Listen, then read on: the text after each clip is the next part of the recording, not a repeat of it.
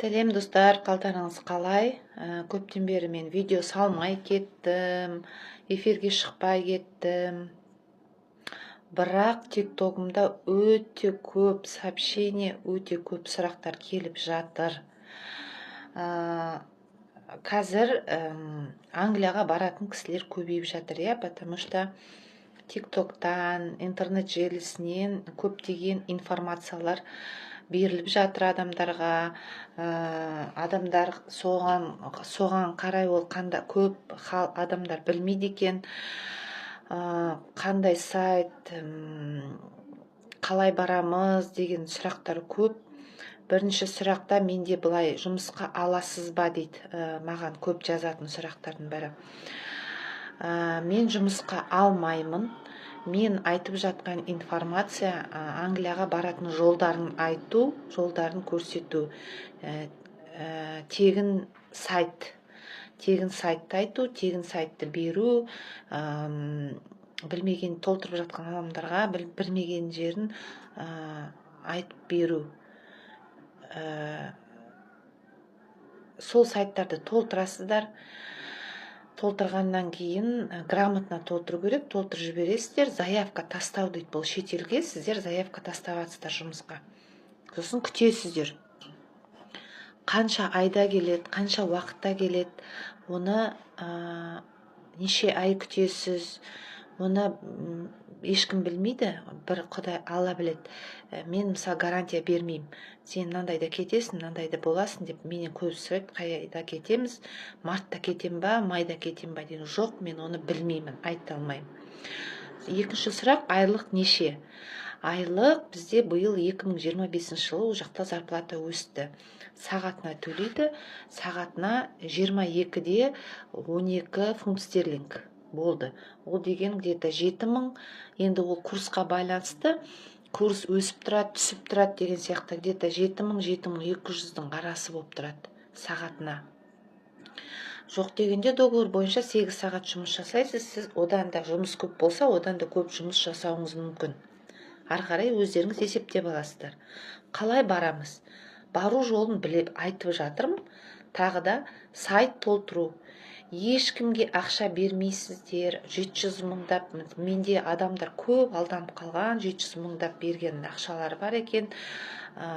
Олар да осындай сайттарды толтырады да, келіп жатса сізге повезло, кетесіз деген сөз. Келмей қалған адамдарға ақша да жоқ, жұмыс та жоқ. Дұрыс, сондай. Сосын бәрі ойлайды мені, бірге алып кетіңізші. Мен алып кете алмаймын. Мен өзімнің бауырларымды да алып кете алмай отырмын. Сондықтан мен алып кете алмаймын. Биыл бізге рұқсат берді. 3 адамды алып кетем деп мен кетіп баратқанда жазып бергем. Өкінішке орай маған 1 адам әкелесін деді. Сондықтан өзімнің бауырларым бар, өзімнің балаларым бар деген сияқты соларды алып кетуге тырысамын. Ешкім сіздерді алып кете алмайды, оған ешкім гарантия бермейді, алып кете алмайды. Қанша ақша кетеді? Сұрақ. Маған бір кісі жазыпты, қанша ақша кетеді, мен қызым баратын еді, ол 500 мың теңгені мен қайдан алам дейді. 500 мың теңгені ол кісіге мен берем ба деп күлем да мен. Қанша ақша кетеді? Егер де сіз сайттарды толтырдыңыз делік, мәселе онлайн, офлайн собеседованиеден өттіңіз, приглашение алдыңыз, уже виза толтыратын кезде сізге ақша керек. Где-то 500-550 мың теңгедей керек. Оның ішіне не кіреді? Оның ішіне сізге виза кіреді, виза төлейсіз, өзіңіз төлейсіз, ешкім төлемейді сіз үшін. Содан кейін билетіңіз кіреді, сосын жол расходы кіреді. Енді барған о жаққа жеткенше жол расходы деген болады ғой. Жолда бірдеңе аласыз, жаңағы фермаға жеткенше таксиге төлеуіңіз мүмкін, сондай жол расходы кетеді. И зарплата алғанша тамағыңызға кетеді. Бұл 500-550 мың теңге сол ақша. Өзіңізге байланысты экономдасаңыз, ақшаңыз аз жұмсалады, жолға, жаңағы тамағыңызға, не жейтін әркім әртүрлі ғой адамдар. Жас айырмашылығы. Келесі сұрақ, жас айырмашылығы Агричар деген сайт биыл 47 жасқа дейін. 47 жастағылар толтырып жатыр, автоматически отказ келіп жатыр, иә. Сосын агропрактика 60 жасқа дейін, 60 жасқа дейін деп айтып жатыр, енді оны білмедім, қабылдай ма, қабылдамай ма. Агропрактика, Osrodek Fruitful Jobs, Concordia, EES деген сайттарды толтырсаңыздар болады. 58 жасқа дейін. Тегін сайттар ғой, 60 жасқа дейін. Толтырыңыздар, келсе келді, шапандарыңыз шешіп алмайды, келмесе ол отказ келер. Сондықтан тегін болады, тегін сайт болғандықтан была не была, попытка не пытка дейді, толтырыңыздар. Алдамайсың ба точно деп жазыпты бір кісі. Мен ешкімді алдап, біреуді алдап, танағы 700 мың, 800 мың или 600 мың жұрттар алданып беріп жатқан сияқты 300 мың мен ақша алып жатқан жоқпын тегін информацияға. Маған WhatsAppқа шыққан адамдарға мен ссылканы, тегін информацияны жіберіп жатырмын. Көп адамдар өздері толтырды, толтырып жатқанда түсінбеген жерлерін менен сұрады, мен қолымнан келгенше жауап бердім. Ана жері олай емес, мына жері былай деген сияқты. Иә, мен сайттарды толтырдым, азғантай ақшаға адамдарға толтырған адамдарым бар еді. Соның ішінде бір 4 или 5 адамға келді приглашениялар, өтіп жатыр ақырындап барлығы. Мен арқамда толтырған кісілерге де, ерлі зайыптыға бір кісілерге де келді. Енді бұл жерде барлығы толтырды, барлығына одобрение келеді деген немес. Егер набор толып қалса, ол сіз келесі жолға очередьте тұрасыз. Көрдіңіздер ме? Бұл жерде күту керек, сабырлық керек.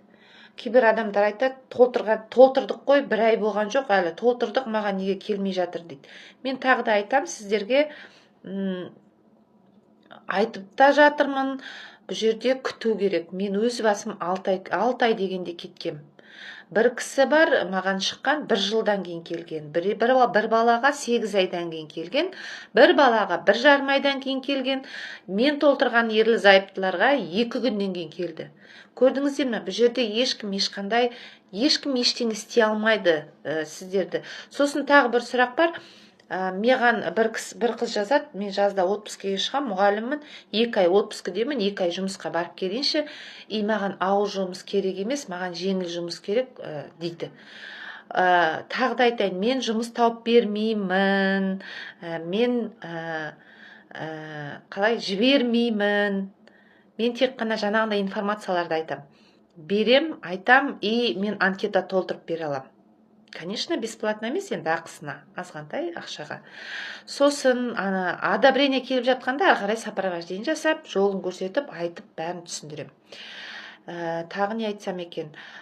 Жаңағы мұғалім қыз айтады солай. Жандарым, сіздер қайда бара жатқандарын білесіздер, иә? Англияға, агропрактика, поляға жұмысқа бара жатсыздар. Поляға. Сіздер офисқа жұмысқа бармайсыздар. Ондай адамдар көп, мен ол кісі ғана емес, тек қана көп адамдар шығып жатыр. Сосын адамдар шығады, тракторист керек ба, фура айдайтын водитель керек ба, стройкада істеймін деп. Тағы да айтам, бұл агропрактика сайты. Агропрактика деген полядағы жұмыс, егін шаруашылығы. Соны шатастырмаңыздар.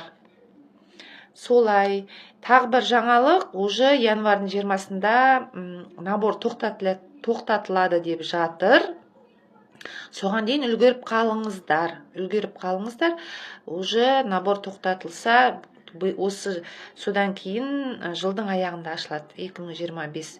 2025-тің октябрьдің аяғыма, ноябрьдің басы сайттар ашылады. Сол кезде толтырасыздар. Сосын Агричар сайтында бұрын медсправка деген справка сұрайды. Бұрын Каспийден алып, наркопсих тупты қоятын едік.